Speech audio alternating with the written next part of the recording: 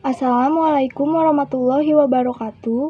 Saya Sipa Miftahul Janah, kelas C9 Manajemen dari STIS Tembi Bandung. Di sini saya akan menjelaskan tentang Ma'rifatul Insan. Mari kita simak videonya. Ma'rifatul Insan. Yang pertama, Ta'rif al-Insan atau pengenalan manusia.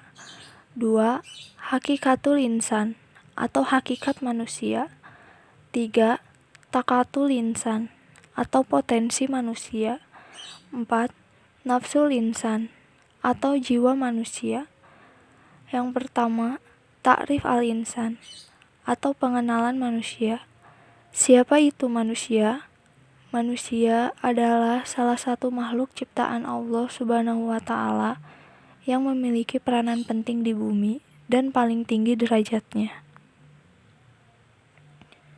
Apa saja yang ada dalam diri manusia? Yang pertama, qalb atau hati. Terletak al-azmu, tekad, keputusan, niat, dan rencana bersumber keyakinan. Seperti yang ada dalam surah Al-Balad ayat 9 yang berbunyi, dan kami telah menunjukkan dua jalan, yaitu jalan yang lurus atau yang belok. Yang kedua, akal. Akal termasuk karunia Allah Subhanahu wa Ta'ala yang terbesar bagi manusia. Karena akal, manusia dapat memahami berbagai hal yang Allah Subhanahu wa Ta'ala ajarkan. Yang ketiga, jasad.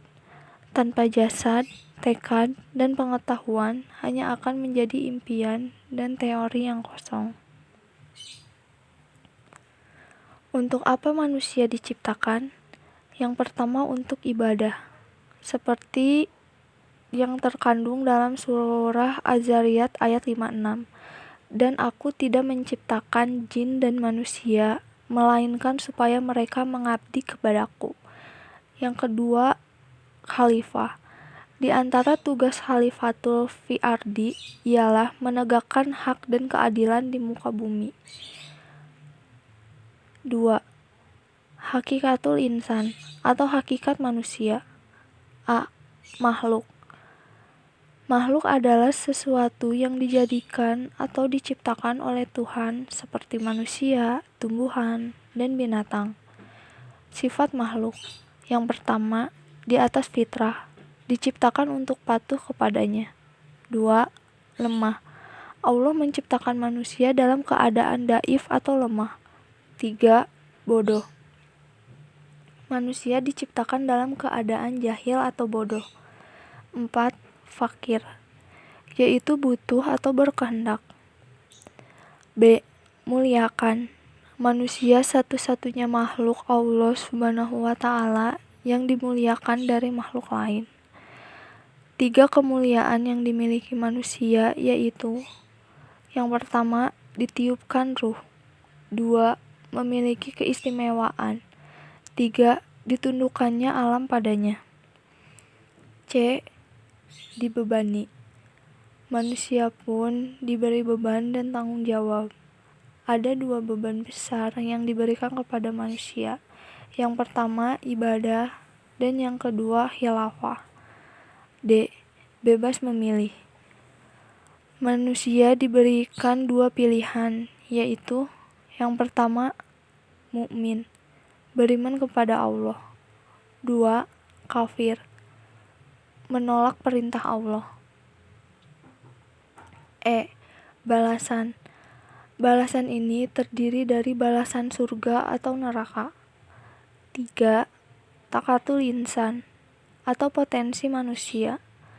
Potensi manusia adalah kemampuan yang mempunyai kemungkinan untuk dikembangkan.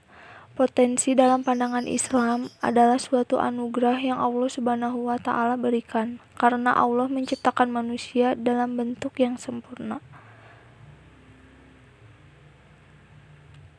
Potensi manusia terdiri dari: yang pertama, potensi pendengaran, yang kedua, potensi penglihatan, dan yang ketiga, potensi diri. Al-mas'uliyah atau tanggung jawab. tanggung jawab adalah kesadaran diri manusia terhadap semua tingkah laku dan perbuatan, baik yang disengaja maupun tidak. Ada dua pilihan. Yang pertama, al-amanah atau sikap amanah, dan yang kedua, al-hianat. 4. Nafsul insan atau jiwa manusia. Jiwa dalam pandangan Islam adalah diri manusia itu sendiri, nyawa atau roh yang menyebabkan adanya kehidupan, sifat yang mendorong manusia untuk melakukan suatu perbuatan dan perasaan dalam diri manusia.